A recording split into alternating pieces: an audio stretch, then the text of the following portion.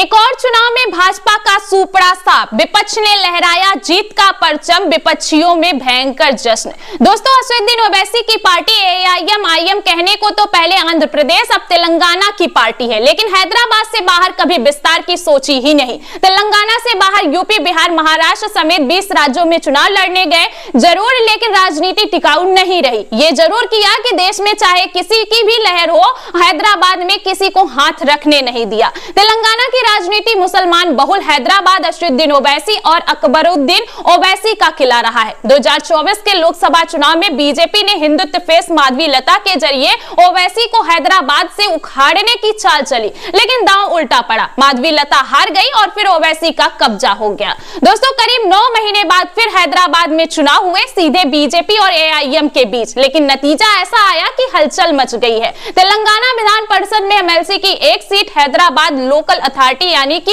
HL कोटे से चुना जाता है। हर 6 साल में बकायदा चुनाव होता है। वैसे 22 साल से चुनाव तो होते रहे हैं, लेकिन वोटिंग की नौबत कभी नहीं आई। पार्टियों के बीच सहमति बन जाने से निर्विरोध उम्मीदवार जो है जीतता रहा है। 2019 में बीआरएस के उम्मीदवार एमएस प्रभाकर राव एमएलसी बने थे। इस बार बीजेपी ने खेल पलटने की कोशिश की, ये जानते हुए भी कि जीतने लायक नंबर नहीं है। बीजेपी चुनाव में कूद गई, क्योंकि ये चुनाव एआईएम और ओवैसी के वर्चस्व को चैलेंज करना चाहते थे। आपको बता दें कि एआईएम ने तेलंगाना एमएलसी सीट हासिल कर ली। इस चुनाव में बीजेपी करारी हार का सामना करना पड़ा है भारतीय जनता पार्टी को। वहीं एआईएम ने हैदराबाद लोकल अथॉरिटी कॉन्स्टिट्यूंसी से तेलंगाना विधान परिषद सीट जीत ली है। इस सीट पर सीधी टक्कर में एआईएम उम्मीदवार मिर्जा रियाज उल हसन इंफेदी ने बीजेपी के उम्मीदवार एन गौतम राव को 38 वोटों के अंतर से हरा दिया है। आपको बता दें कि इंफेदी को 63 वोट मिले, जबकि गौतम राव बीजेपी प्रत्याशी जो हैं सिर्फ 25 वोटों में ही सिमट कर रह गए। ये जीत एआईएम के लिए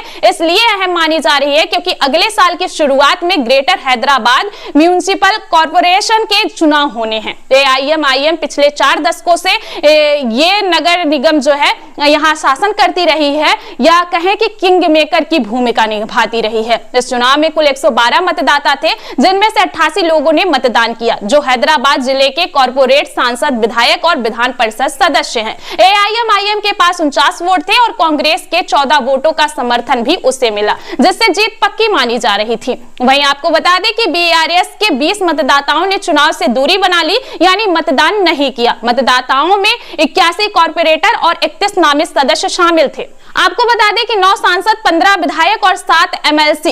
एआईएम के पास 40 कॉर्पोरेट और 9 नामित सदस्य, 7 विधायक और 1 एमएलसी और 1 लोकसभा सांसद थे। मिर्जा रियाज उल हसन इंफेदी का यह दूसरा कार्यकाल है। उनका पिछला 6 साल का कार्यकाल पिछले महीने खत्म हो गया था। वहीं एमएलसी कोटे से हुए चुनाव में कांग्रेस ने 3 सीटें जीती थी। उसकी सहयोगी सीपीआई को 1 सीट मिली और बीआरएस ने 1 सीट जीती। वहीं हैदराबाद में ओवैसी का सिक्का चलते करीब आपको बता दें कि 45 साल हो गया है। 1989 से एआईएम और ओवैसी परिवार हैदराबाद से सांसद का चुनाव जीतता रहा है। 1989 से 1999 तक ओवैसी के पिता सलाहुद्दीन ओवैसी लगातार चुनाव जीते। 2004 से असदुद्दीन ओवैसी चुनाव लड़ने लगे हैं, 5 बार चुनाव जीत चुके हैं। हैदराबाद की 9 विधानसभा सीटों पर एआईएम का कब्जा बना हुआ है। वहीं आपको बता दें कि गोशा महल की एक सीट जो बीजेपी के टी राजा सिंह जीतते थे, वो भी 2023 में हाथ से निकल चुकी है।